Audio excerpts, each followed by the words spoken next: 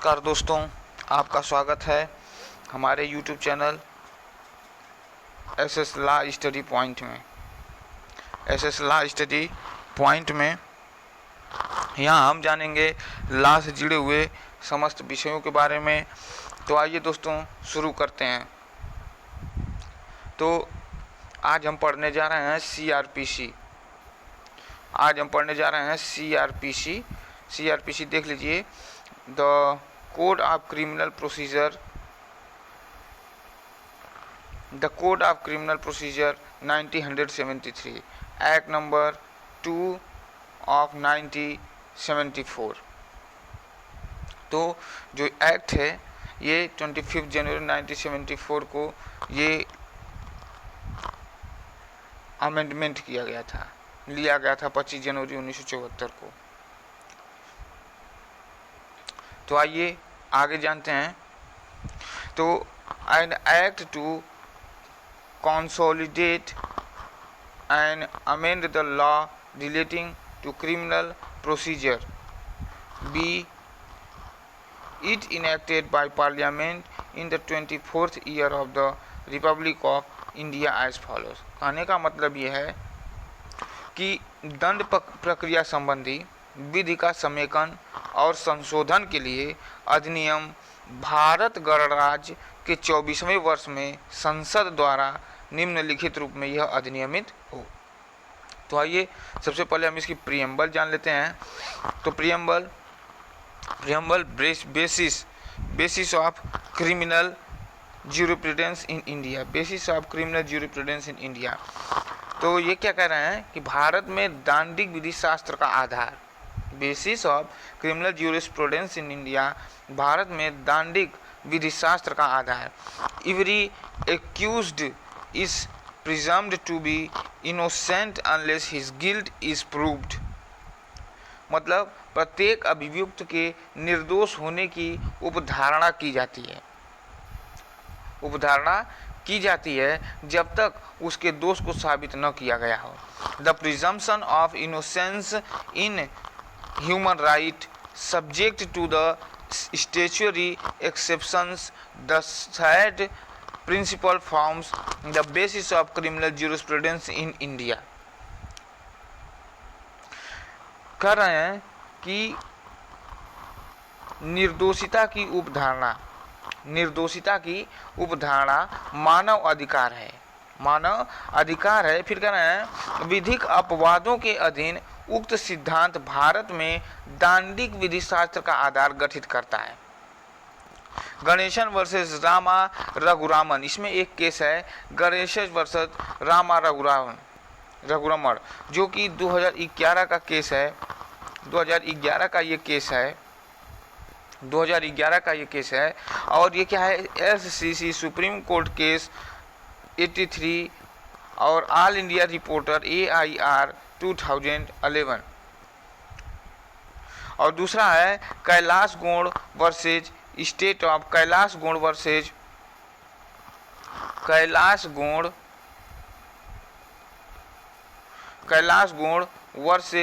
State of Assam, state of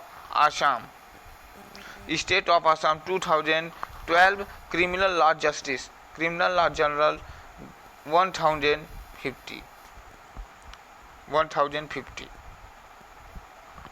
तो यही case था। अब आइए जानते हैं practice and procedure. Practice and procedure, तो प्रैक्टिस एंड प्रोसीजर क्या कहता है?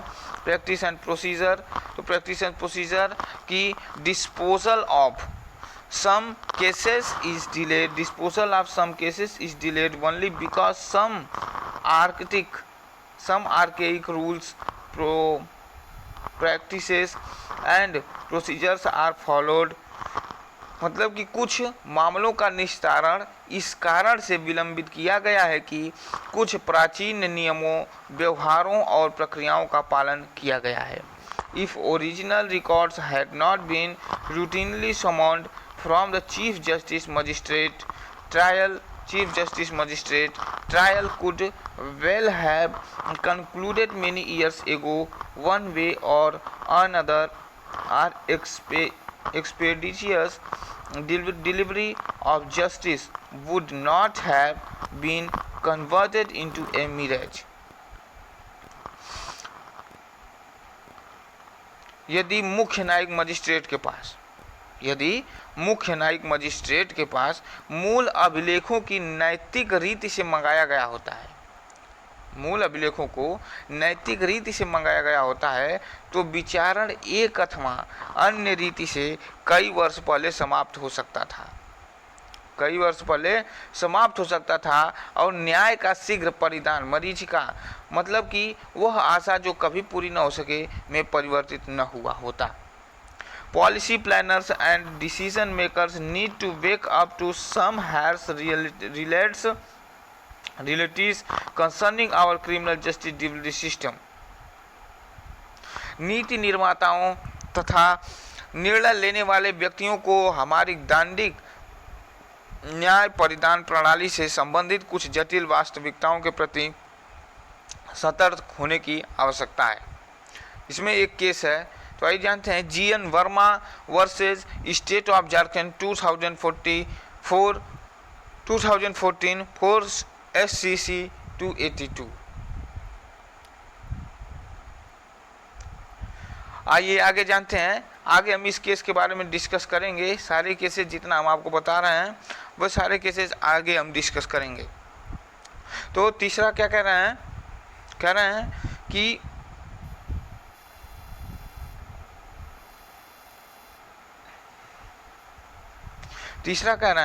Right to get a fair trial is a basic fundamental right. मतलब निष्पक्ष विचारण प्राप्त करने का अधिकार आधारभूत मौलिक अधिकार है. Right to get a fair trial is a basic fundamental right. Free and fair trial is a sine qua non of article 21 of the constitution. मतलब स्वतंत्र और निष्पक्ष विचारण संविधान के अनुच्छेद 21 की अनिवार्य शर्त है. Right to get a fair trial is not only a basic fundamental right but a human right also. निष्पक्ष विचारण प्राप्त करने का अधिकार न केवल आधारभूत मौलिक अधिकार वरन मानव अधिकार भी है. Therefore, an hindrance in a fair trial could be violative of Article 14 of the Constitution. इसलिए निष्पक्ष विचारण में कोई बाधा संविधान के अनुच्छेद 14 की उल्लंघनकारी हो सकती है.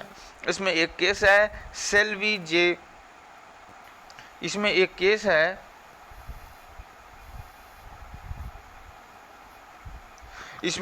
आप देख लीजिए. सेल्वी जे जयललिता बनाम state of Karnataka 2040 criminal law journal 9 supreme court.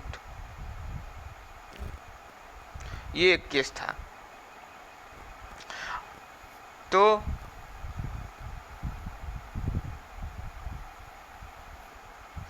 अब आइए जानते हैं ड्यूटी ऑफ कोर्ट की ड्यूटी क्या है, न्यायालय का कर्तव्य क्या है.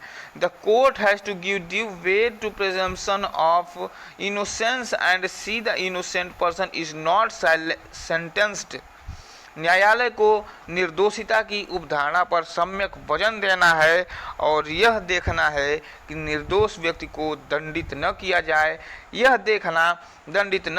It is equally the duty of court to see that guilty do not escape punishment.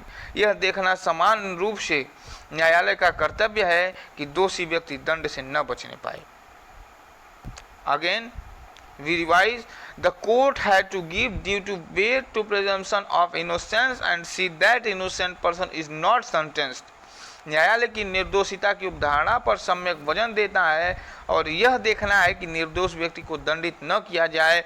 It is equally the duty of court to see that guilty do not escape punishment. यह देखना समान रूप से न्यायालय का कर्तव्य है कि दोषी व्यक्ति दंड से न बचने पाए. तो आइए आगे देखते हैं चैप्टर 1. चैप्टर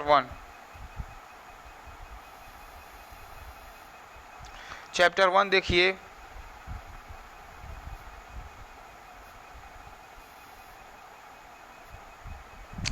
चैप्टर 1 क्या कर रहे हैं, जिसको कहते हैं प्रिलिमिनरी.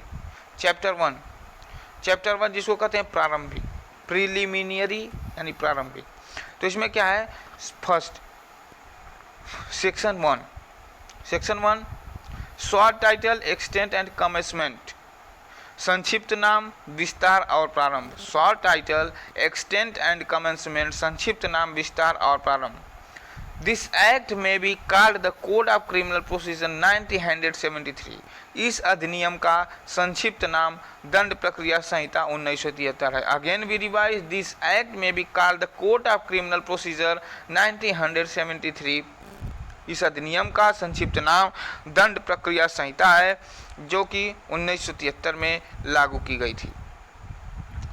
अब देखिए इसकी सब सेक्शन, तो सब सेक्शन मतलब 2, ये 1 थी सब सेक्शन, अब sub section 2। It extends to the whole of India, it extends to the whole of India, it extends to the whole of India. इसका विस्तार संपूर्ण भारत पर है, इसका विस्तार संपूर्ण भारत पर है। Provided that the provisions of this code other than those relating to chapter 8X and XI, chapter 8, 11, 10 and 11 thereof shall not apply. परंतु इस संहिता के अध्याय 8, 10 और 11 से संबंधित उपबंधों से भिन्न उपबंध, तो the state to the state of Nagaland to the tribal areas, Nagaland राज्य को और नागालैंड राज्य को और आपका है दूसरा क्या है, नागालैंड राज्य को और द ट्राइबल एरियाज और जनजाति क्षेत्रों को, और जनजाति क्षेत्रों को। आगे कह रहे हैं but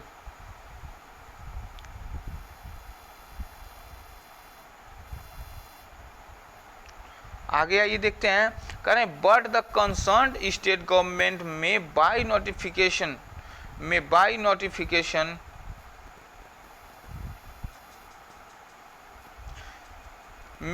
notification apply such provisions or any of them to the whole or part of the state of Nagaland or such tribal areas as the case may be, with such supplemental, incidental or consequential modifications as may be specified in the notification। मतलब इन क्षेत्रों में लागू नहीं होंगे, किंतु संबद्ध राज्य सरकार अधिसूचना द्वारा ऐसे उपबंधों या उनमें से किसी को यथास्थिति संपूर्ण नागालैंड राज्य या ऐसे जनजाति क्षेत्र अथवा उनके किसी भाग पर ऐसे अनुपूरक, आनुषंगिक या पारिणामिक उपांतरों सहित लागू कर सकती है, जो अधिसूचना में विनिर्दिष्ट किए जाएं। आइए इसका स्पष्टीकरण जानते हैं, यानी एक्सप्लेनेशन। तो explanation, in this section tribal areas means the territories which immediately before the 21st day of the January 1972 were included in the tribal areas of Assam as referred in paragraph 20 of the 6th schedule to the। स्पष्टीकरण इसका क्या है कि इस धारा में जनजाति क्षेत्र से वे राज्य क्षेत्र अभिप्रेत हैं जो 1972 की जनवरी के 21वें दिन की ठीक पहले संविधान की 6वीं अनुसूची के पैरा 20 में यथा निर्दिष्ट। तो हम यहीं पर कुछ देर के लिए रुकते हैं, आइए आगे कुछ जानते हैं। देखिए यह जो है कि कब पवित्र हुआ, कब ये लागू हुआ, कब ये फोर्स ऑन किया गया। तो आइए जानते हैं कब ये फोर्स ऑन किया गया। तो भारत के राष्ट्रपति द्वारा received the ascent of the president of India 25 January 1974 and came into force on 1494। received the assent of the President of India on 25th January 1974 and came into force on 14/1974। मतलब भारत के राष्ट्रपति द्वारा 25 जनवरी 1974 को 25 जनवरी 1974 को इसकी स्वीकृति प्राप्त हुई और 1 अप्रैल 1974 को इसे लागू कर दिया गया। फिर से सुन लीजिए, भारत के राष्ट्रपति द्वारा 25 जनवरी 1974 को स्वीकृति प्राप्त हुई और 1 अप्रैल 1974 को यह प्रवृत्त हुआ। मतलब हमारे लिए यह लागू किया गया। दूसरा, words except the state of Jammu Kashmir omitted by act number 34 section 95 and fifth schedule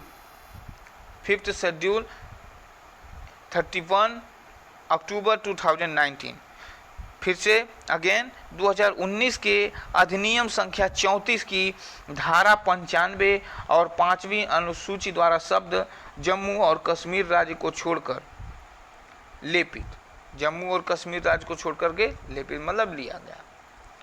words except the state of Jammu and Kashmir omitted by act number 34 section 95 and fifth schedule 31 October 2019 यानी कि 2019 के अधिनियम संख्या 34 की धारा 95 और 5वीं अनुसूची द्वारा शब्द जम्मू और कश्मीर राज्य को छोड़कर 31 अक्टूबर 2019 से लेपित किया गया। आइए, ये अध्याय 1 लेसन 1 शुरू हो रहा है। अब आगे बढ़ते हैं। देखिए,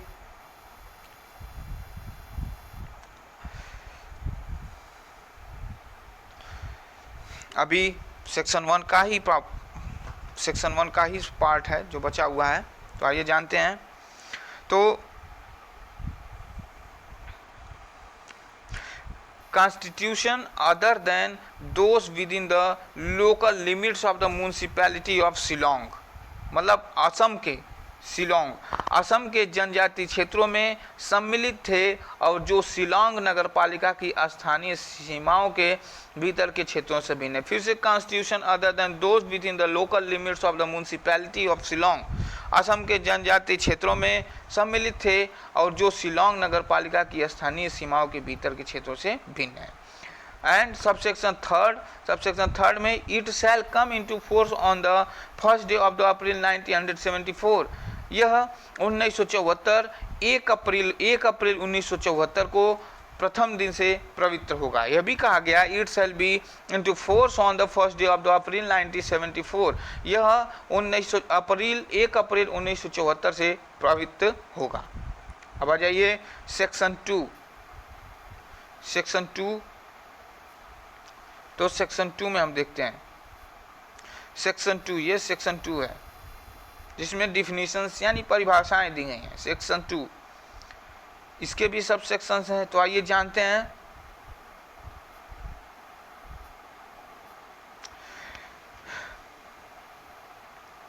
इन this code unless the context otherwise required, इस संहिता में जब तक कि संदर्भ से अन्यथा अपेक्षित न हो। तो फर्स्ट हम जानते हैं क, जिसको ए इसमें लिखा गया है। तो बेलेबल ऑफेंस, जमानती अपराध, ये क्या है, ये जानने की जरूरत है। This need to be known कि what is the bailable offence. Means an offence which is shown as bailable in the first schedule or which is made bailable by any other law for the time being in force, and non-bailable offense means any other offense. Again,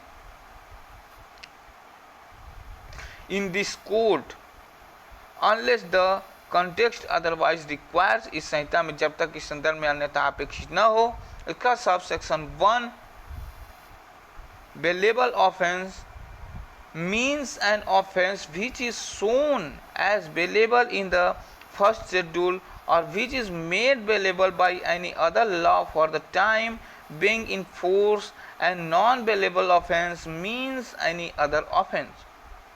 जमानती अपराध से ऐसा अपराध अभिप्रेत है जो प्रथम अनुसूची में जमानतीय रूप में दिखाया गया है या तत्समय पवित्र किसी अन्य विधि द्वारा जमानतीय बनाया गया है और अजमानतीय अपराध से कोई अन्य अपराध अभिप्रेत है।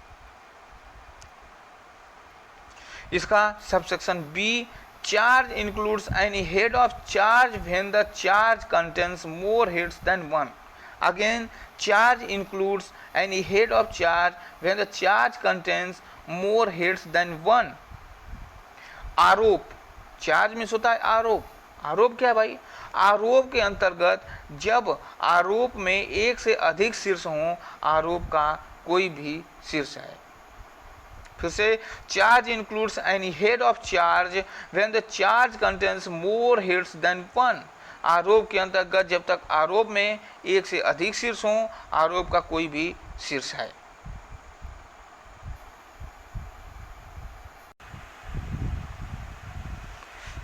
Subsection C.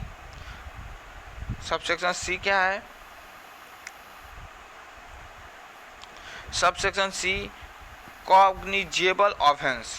Cognizable offense means an offense for which, and cognizable case means a case in which a police officer may, in accordance with the first schedule or under any other law for the time being in force, arrest without warrant.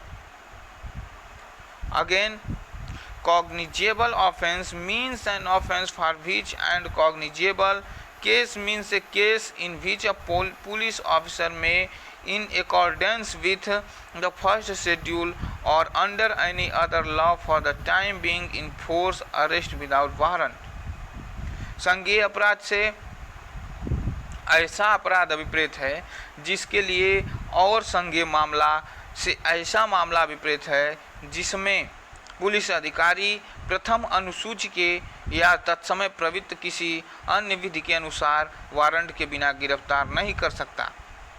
ये बहुत बड़ी चीज़ है जो जानने की ज़रूरत है. फिर से अगेन लिसन कि cognizable offence means an offence for which, and cognizable cases means a case in which a police officer may, in accordance with the first schedule or under any other law for the time being in force.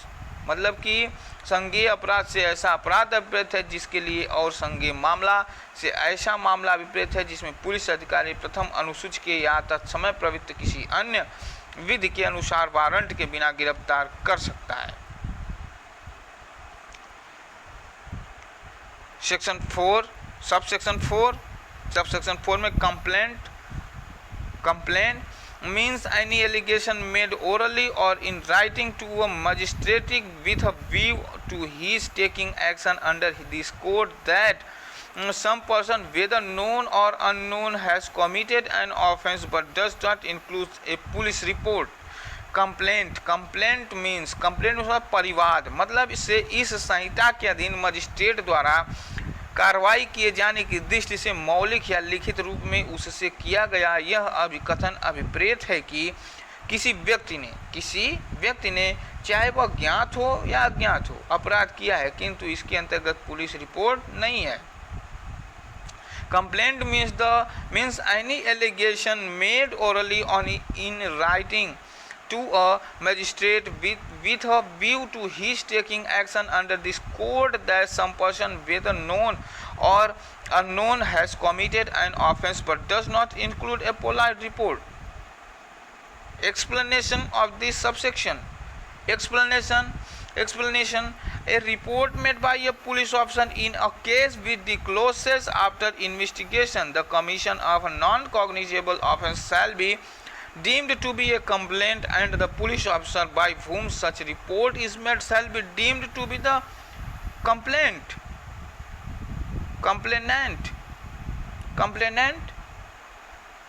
स्पष्टीकरण कहता है कि ऐसे किसी मामले में जो अन्वेषण के पश्चात किसी असंज्ञेय अपराध का किया जाना प्रकट करता है. Again, a report made by a police officer in a case which discloses after investigation. किसी मामले में जो अन्वेषण के पश्चात किसी असंज्ञेय अपराध का किया जाना प्रकट करता है. The commission of a non-cognizable offence shall be deemed to be a complaint, and the police officer by whom such report is made shall be deemed to be the complainant. Police अधिकारी द्वारा की गई report परिवाद समझी जाएगी और वह police अधिकारी जिसके द्वारा ऐसी रिपोर्ट की गई है परिवादी समझा जाएगा. Next subsection the high court means what is the means of high court, उच्च न्यायालय से क्या अभिप्रेत है, what is the means of high court. Then subsection E, next subsection E high court means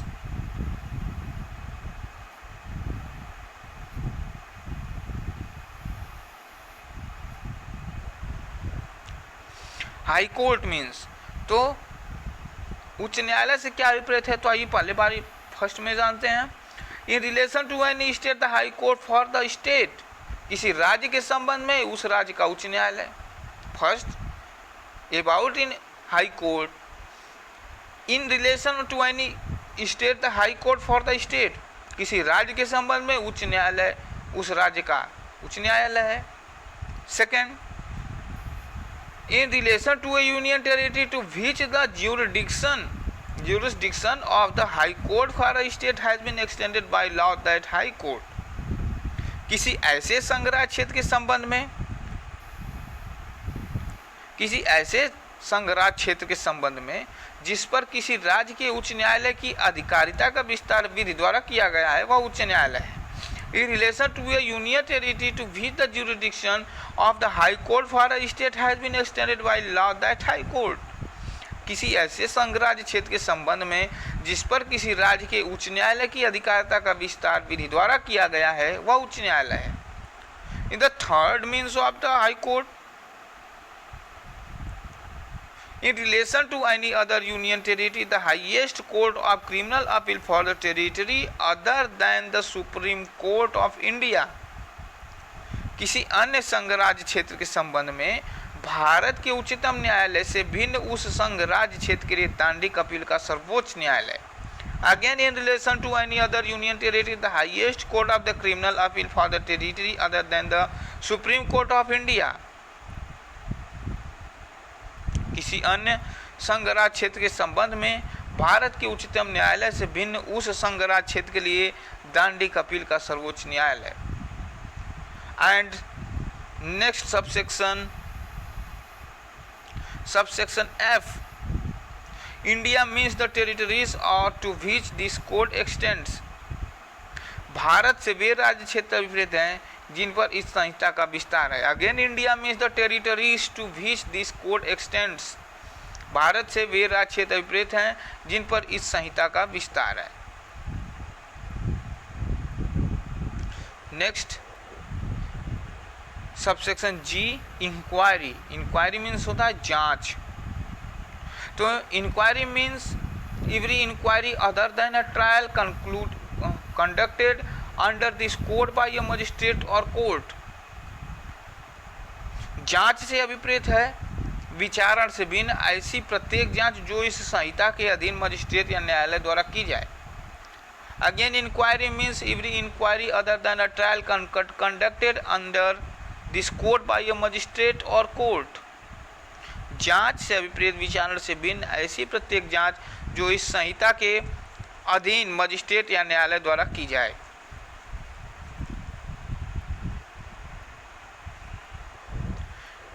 Next subsection H, investigation, includes all the proceeding under this code for the collection of evidence conducted by a police officer or by any person other than a magistrate who is authorized by a magistrate in this behalf.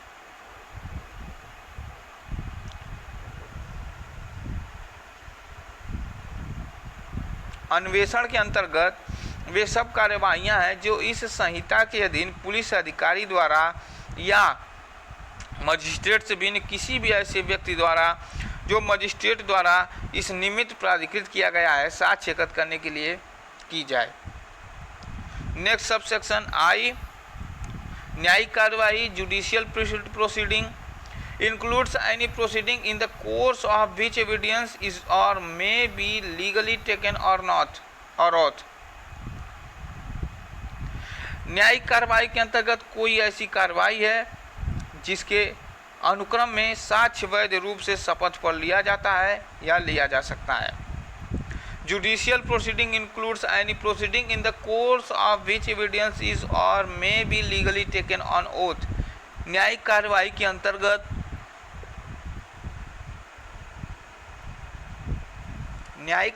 अंतर्गत कोई ऐसी कार्रवाई है जिसके अनुक्रम में साक्ष्य वैध रूप से शपथ पर लिया जाता है या लिया जा सकता है। Next subsection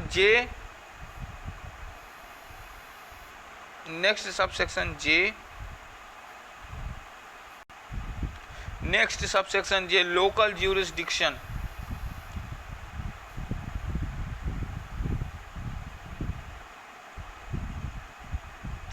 Local jurisdiction in the relation to a court or magistrate means the local area within which the court or magistrate may exercise all or any of its or his powers under this code। मतलब किसी न्यायालय या magistrate के संबंध में स्थानीय अधिकारिता से वह स्थानीय क्षेत्र विपरीत है जिसके भीतर ऐसा न्यायालय या मजिस्ट्रेट इस संहिता के अधीन अपनी सभी या किन्हीं शक्तियों का प्रयोग कर सकता है। और ऐसे स्थानीय क्षेत्रों में संपूर्ण राज्य या राज्य का कोई भाग समाविष्ट हो सकता है जो राज्य सरकार अधिसूचना द्वारा विनिर्दिष्ट करे। और any part of the state as the state government may by notification specify. Metropolitan area section के में, सब सेक्शन के में मेट्रोपॉलिटन एरिया यानी महानगर क्षेत्र के बारे में बताया गया है। मीन्स दैट एरिया डिक्लेयर्ड और deemed to be declared under section 8 to be a metropolitan area. महानगर क्षेत्र से वह क्षेत्र विपरीत है जो धारा 8 के अधीन महानगर क्षेत्र घोषित किया गया है या घोषित समझा गया है। महानगर क्षेत्र से वह क्षेत्र विपरीत है जो धारा 8 के अंतर्गत महानगर क्षेत्र घोषित किया गया है, घोषित समझा गया है।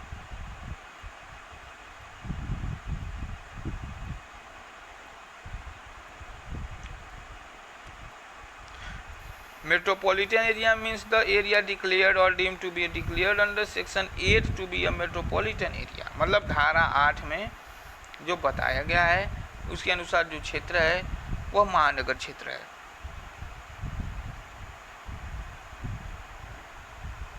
इसके बाद CRPC amendment act 1978 number 45 of 78 section 2 18 of December 1971 यानी दंड प्रक्रिया संहिता संशोधन किया गया अधिनियम 1978 के अंतर्गत 1978 का संख्या 45 की धारा 2 द्वारा अंतः स्थापित, मतलब इसमें संशोधन किया गया 18 ऑफ दिसंबर 1978 से जो प्रभावी है। आगे आ जाइए।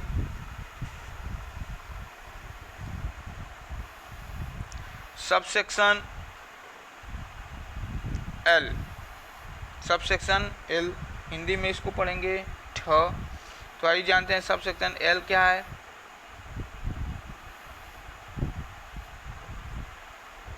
सबसेक्शन एल जानिए।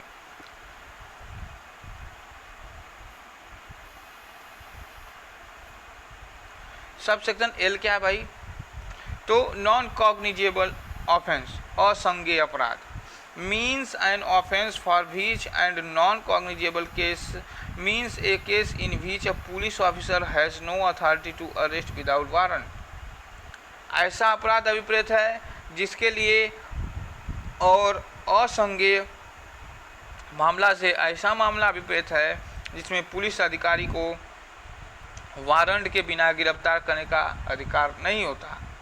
Non cognizable offence means an offence for which and non cognizable case means a case in which a police officer has no authority to arrest without warrant. असंज्ञेय अपराध से ऐसा अपराध अभिप्रेत है जिसके लिए और असंज्ञेय मामला ऐसा मामला अभिप्रेत है जिसमें पुलिस अधिकारी को वारंट के बिना गिरफ्तार करने का अधिकार प्राप्त नहीं है। एंड सबसेक्शन एम, हिंदी में इसको ड कहेंगे, नोटिफिकेशन यानी अधिसूचना जारी करना। अधिसूचना, notification means notification published in the official gazette. अधिसूचना से राजपत्र में प्रकाशित अधिसूचना विपरीत है। राजपत्र में प्रकाशित अधिसूचना। And next subsection N. Subsection N यानी हिंदी में इसको कहेंगे ढ। ऑफेंस। ऑफेंस का what is offence? Means any act or omission made punishable by any law for the time being in force and includes any act in respect of which a complaint may be made under section 20 of the Cattle Trespass Act 1871। मतलब अपराध से कोई ऐसा कार्य या लोप अभिप्रेत है जो तत्समय प्रवृत्त किसी विधि द्वारा दंडनीय बना दिया गया है और इसके अंतर्गत कोई ऐसा कार्य भी है जिसके बारे में पशु अत्याचार अधिनियम 1871 की धारा 20 के अधीन परिवाद किया जा सके। कौन सा? पशु अत्याचार अधिनियम, कैटल टेरेस्पास एक्ट 1871।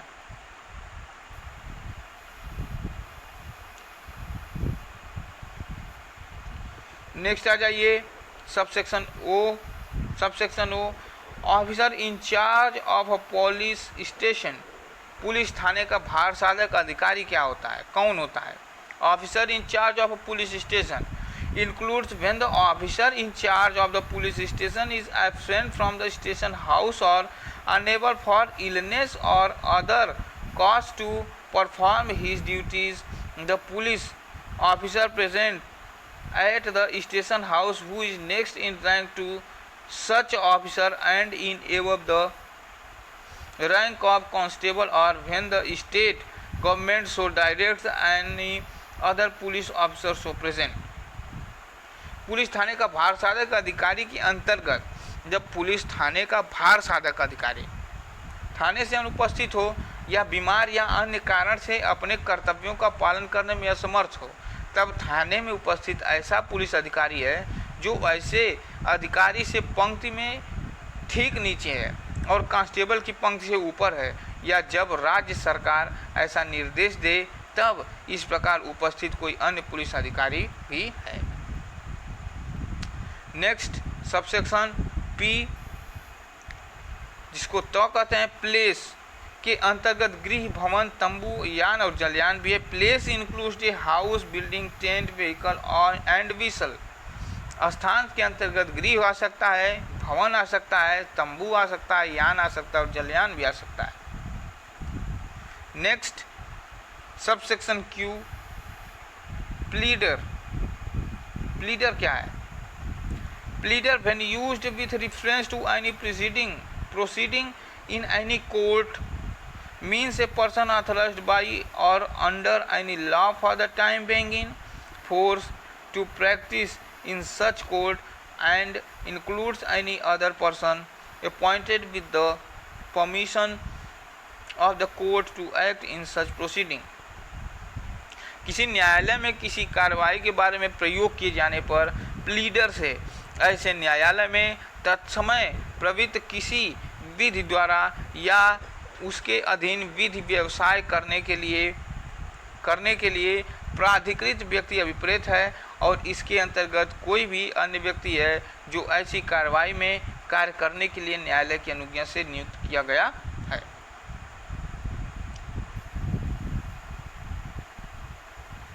न्यायालय की अनुज्ञा से नियुक्त किया गया है। Police report. Police report means a report forwarded by a police officer to a magistrate under subsection 2 of section 173। Police report से पुलिस अधिकारी द्वारा धारा 173 की उपधारा के अधीन मजिस्ट्रेट को भेजी गई रिपोर्ट अभिप्रेत है। यदि बात की जाएगी पुलिस रिपोर्ट से, तो पुलिस रिपोर्ट वो पुलिस रिपोर्ट होगी जो किसी पुलिस अधिकारी द्वारा धारा 173 की उपधारा 2 के अंतर्गत मजिस्ट्रेट को भेजी जाएगी। उसके बाद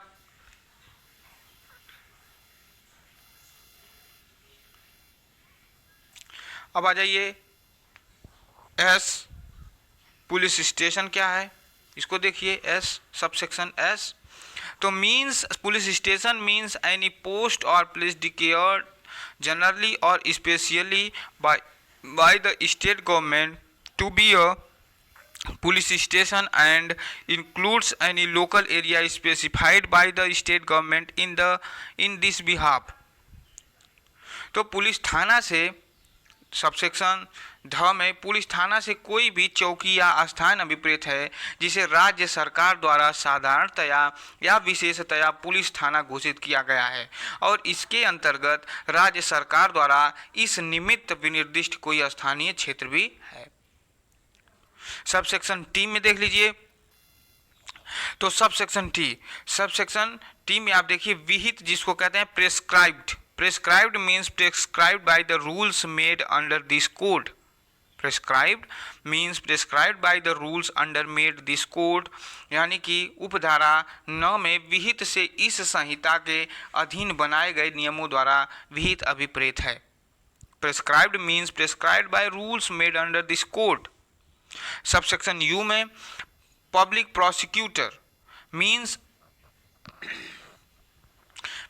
any person appointed under section 24 and includes any person acting under the directions of a public prosecutor। लोक अभियोजक से धारा 24 के अधीन नियुक्त व्यक्ति अभिप्रेत है और इसके अंतर्गत लोक अभियोजक के निर्देशों के अधीन कार्य करने वाला व्यक्ति भी है।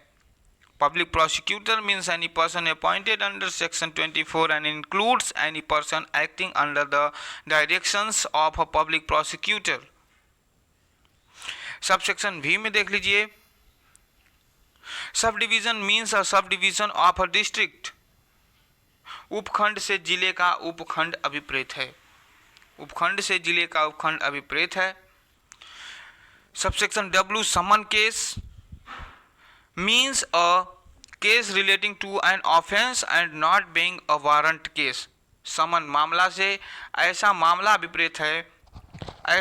अभिप्रेत है जो किसी अपराध से संबंधित है और जो वारंट मामला नहीं है।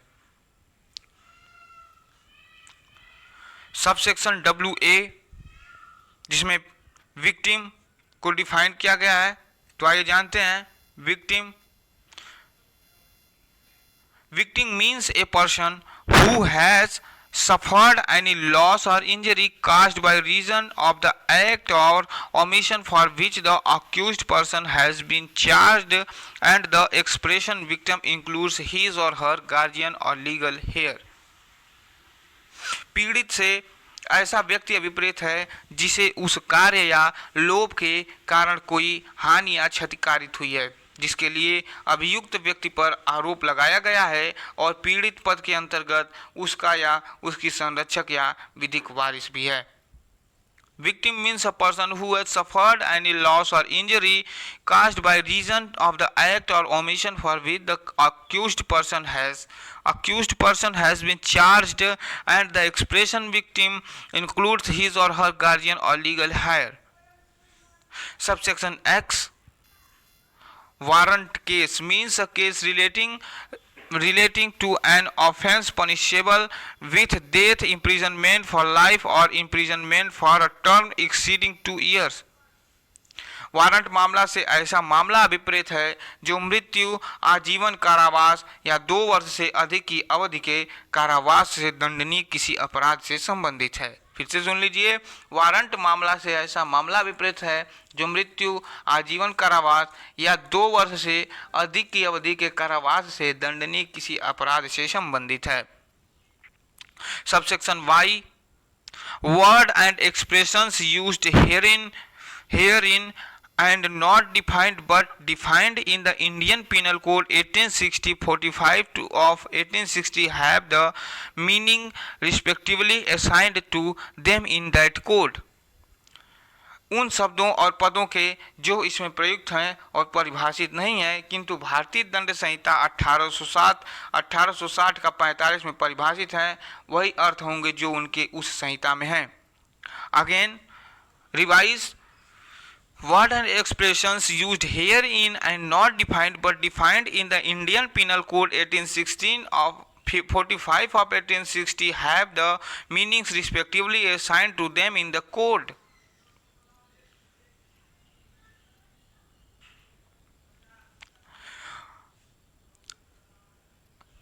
आगे आ जाइए।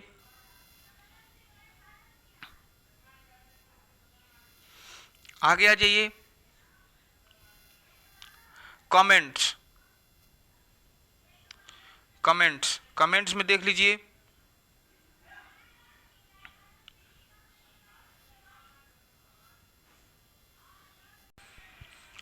आइए जानते हैं, कुछ टिप्पणियां की गई हैं। सम कमेंट्स हैं। De novo investigation, de novo investigation. तो आइए जानते हैं de novo investigation, what is it. In exceptional circumstances the court, in order to prevent miscarriage of criminal justice and if considers necessary, may direct for investigation de novo। अपवादजनक परिस्थितियों में न्यायालय दांडिक न्याय की हत्या को निवारित करने के लिए यदि आवश्यक समझता है तो नए अन्वेषण का आदेश दे सकता है। In exceptional circumstances, the court, in order to prevent miscarriage of criminal justice and if considers necessary, may direct for investigation de novo। एक केस है, इसमें भारतीय तमांग बनाम union of India 2014, criminal law journal 156 supreme court का ये मामला है। फिर से सुन लीजिए केस, भारतीय तमांग बनाम union of India 2014, criminal law journal 156 supreme court का ये केस है। दूसरा कमेंट है inquiry and trial, inquiry and trial distinction between, inquiry and trial distinction between मतलब कि इन दोनों के बीच में अंतर। Inquiry by court commences after filling the charge sheet or complaint and is the forerunner of trial, whereas trial commences upon framing of charges and recording of evidence। जांच और विचारण के बीच अंतर। न्यायालय के द्वारा जांच आरोप पत्र अथवा परिवाद दाखिल करने के पश्चात प्रारंभ होती है और विचारण की पूर्वगामी है, जबकि विचारण आरोप विरचित करने और साक्ष्य अभिलिखित करने के पश्चात प्रारंभ होता है। इसमें केस है हरदीप सिंह बनाम state of Punjab 2014, 3 supreme court cases 92। फिर से केस सुन लीजिए, हरदीप सिंह बनाम state of Punjab 2014, 3 supreme court cases. तीसरा जो कमेंट है वर्ड कॉग्निजेंस, शब्द संज्ञान। The word cognizance occurring in various sections in the code is a word of wide import. It embraces within itself all powers and authority in exercise of jurisdiction and taking of authoritative notice of the allegations made in the complaint or a police report or any information received that offense has been committed। संहिता में विभिन्न धाराओं में विद्यमान शब्द संज्ञान व्यापक अभिप्राय का शब्द है। यह स्वयं के भीतर अधिकारिता के प्रयोग में तथा परिवाद अथवा पुलिस रिपोर्ट अथवा प्राप्त की गई किसी सूचना में किए गए इस अभिकथन का कि अपराध कारित किया गया है, प्राधिकारिक संज्ञान लेने में सभी शक्तियों तथा प्राधिकार को शामिल करता है। वर्ड कॉग्निजेंस जिसको संज्ञान कहते हैं हिंदी में। इसमें एक केस है मनहरी भाई मूलजी भाई काकाडिया बनाम शैलेश भाई मोहन भाई Patel 2013, criminal law journal 144 supreme court. फिर से सुन लीजिए केस मनहरी भाई मूलजी भाई काकाडिया बनाम शैलेश भाई मोहन भाई Patel 2013, criminal law general 144 supreme court का केस है। इस प्रकार ये सेक्शन 2 उसके कमेंट और उसके सब सेक्शन कंप्लीट हो गए। अब आ जाइए सेक्शन 3।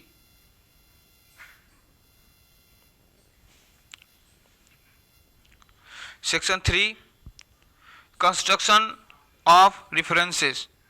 निर्देशों का अर्थ लगाना, निर्देशों का अर्थ लगाना। इसका सबसेक्शन 1 इस संहिता में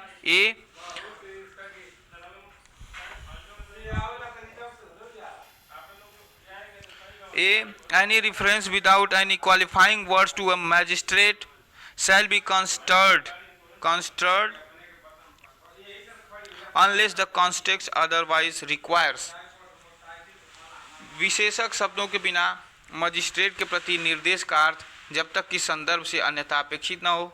फर्स्ट है in relation to an area outside a metropolitan area or a reference to a judicial magistrate.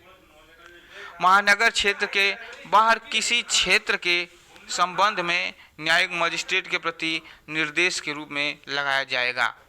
Second है in relation to a metropolitan area as a reference to a metropolitan magistrate. महानगर क्षेत्र के संबंध में महानगर magistrate के प्रति निर्देश के रूप में लगाया जाएगा। Subsection B any reference to a magistrate of the second class shall in relation to an area outside a metropolitan area be construed as a reference to a judicial magistrate of the second class and in relation to a metropolitan area as a reference to a metropolitan magistrate। द्वितीय वर्ग magistrate के प्रति निर्देश का महानगर क्षेत्र के बाहर किसी क्षेत्र के संबंध में यह अर्थ लगाया जाएगा कि वह द्वितीय वर्ग न्यायिक मजिस्ट्रेट के प्रति और महानगर क्षेत्र के संबंध में महानगर मजिस्ट्रेट के प्रति निर्देश है। सी देख लीजिए any reference to a magistrate of a first class shall. First class shall तो हो जाएगा इसका पहला in relation to a metropolitan area be construed as reference to a metropolitan magistrate exercising jurisdiction in that area. किसी महानगर क्षेत्र के संबंध में यह अर्थ लगाया जाएगा कि वह उस क्षेत्र में अधिकारिता का प्रयोग करने वाले महानगर मजिस्ट्रेट के प्रति निर्देश है।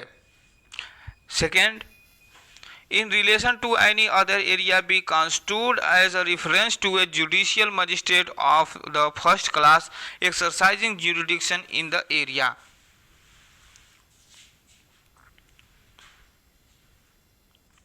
किसी अन्य क्षेत्र के संबंध में यह अर्थ लगाया जाएगा कि वह उस क्षेत्र में अधिकारिता का प्रयोग करने वाले प्रथम वर्ग न्यायिक मजिस्ट्रेट के प्रति निर्देश है।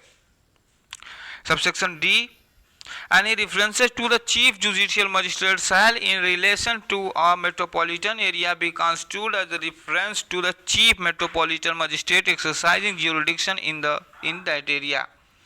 मुख्य न्यायिक देख लीजिए मुख्य न्यायिक मजिस्ट्रेट के प्रति निर्देश का किसी महानगर क्षेत्र के संबंध में यह अर्थ लगाया जाएगा कि वह उस क्षेत्र में अधिकारिता का प्रयोग करने वाले मुख्य महानगर मजिस्ट्रेट के प्रति निर्देश है।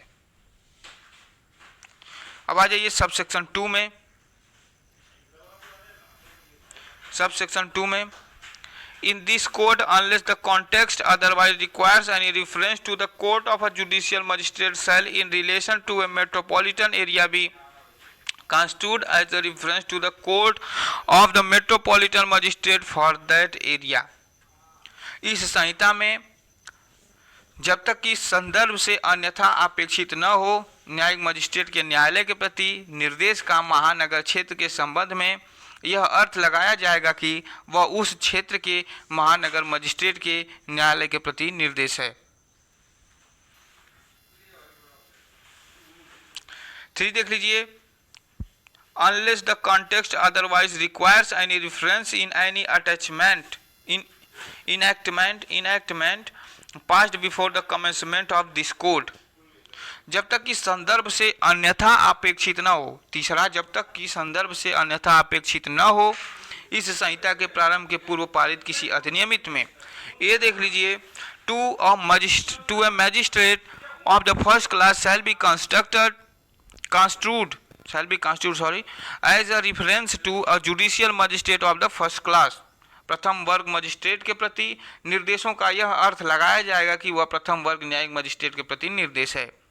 बी में to a magistrate to a magistrate of the second class or of the third class shall be construed as a reference to a judicial magistrate of the second class. द्वितीय वर्ग magistrate या तृतीय वर्ग magistrate के प्रति निर्देश का यह अर्थ लगाया जाएगा कि वह द्वितीय वर्ग न्यायिक मजिस्ट्रेट के प्रति निर्देश है. सी, to a presidency magistrate or chief presidency magistrate shall be construed as a reference respectively to a metropolitan magistrate or the chief metropolitan magistrate. ग, प्रेसिडेंसी मजिस्ट्रेट या मुख्य प्रेसिडेंसी मजिस्ट्रेट के प्रति निर्देश का यह अर्थ लगाया जाएगा कि वह क्रमशः महानगर मजिस्ट्रेट या मुख्य महानगर मजिस्ट्रेट के प्रति निर्देश है. D, to any area which is included in a metropolitan area as a reference to such metropolitan area and any reference to a magistrate or the first class magistrate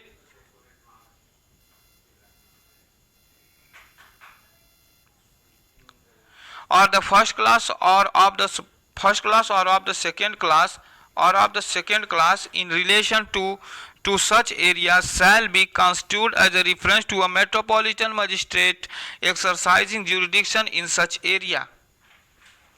महानगर क्षेत्र में सम्मिलित किसी क्षेत्र के प्रति निर्देश का यह अर्थ लगाया जाएगा कि वह ऐसे महानगर क्षेत्र के प्रति निर्देश है और प्रथम वर्ग या द्वितीय वर्ग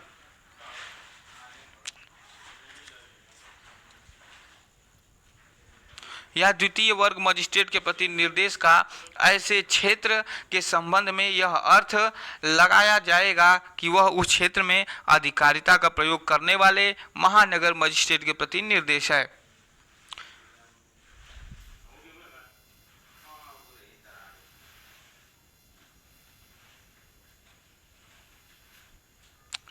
अब next subsection 4, where under any law other than this code the functions exercisable may by a magistrate relate to a matter.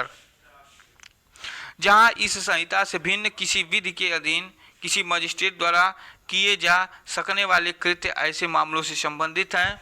A, which involve the appreciation or shifting of evidence or the formulation of any decision which exposes any person to any punishment or penalty or detention in custody pending investigation, inquiry or trial, or would have the effect of sending him for trial before any court, they shall subject to the provisions of this code be exercisable by a judicial magistrate. और जिनमें साक्ष्य का अधिमूल्यन अथवा सूक्ष्म परीक्षण या कोई ऐसा विनिश्चय करना अंतर्वर्लित है जिससे किसी व्यक्ति को किसी दंड या शास्ति की अथवा अन्वेषण, जांच या विचारण होने तक अभिरक्षा में निरोध की संभावना हो सकती है या जिसका प्रभाव उसे किसी न्यायालय के समक्ष विचारण के लिए भेजना होगा, वहां वे कृत्य इस संहिता के उपबंधों के अधीन रहते हुए न्यायिक मजिस्ट्रेट द्वारा किए जा सकते हैं. बी देख लीजिए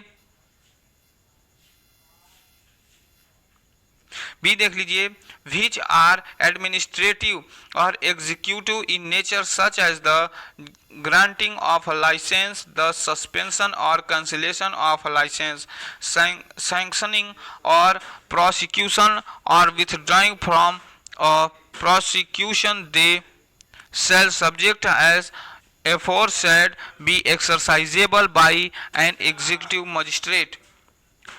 जो प्रशासनिक या कार्यपालक प्रकार के हैं जैसे अनुज्ञप्ति का अनुदान, अनुज्ञप्ति का निलंबन या रद्द किया जाना, अभियोजन की मंजूरी या अभियोजन वापस लेना, वहां वे यथापूर्वोक्त के अधीन रहते हुए कार्यपालक मजिस्ट्रेट द्वारा किए जा सकते हैं.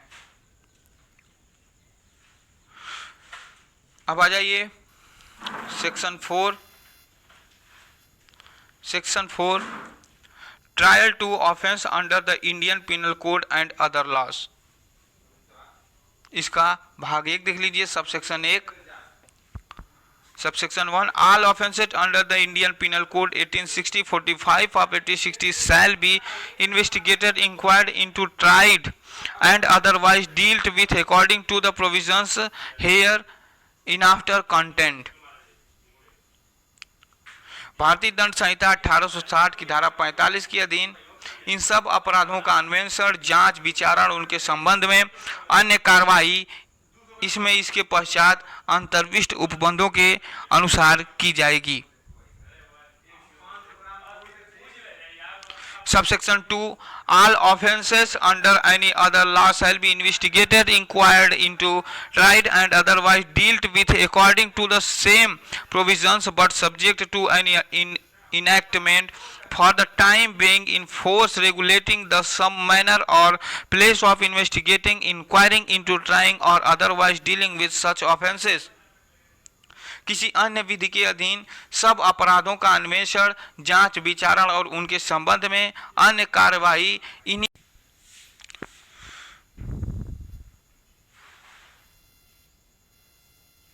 आइए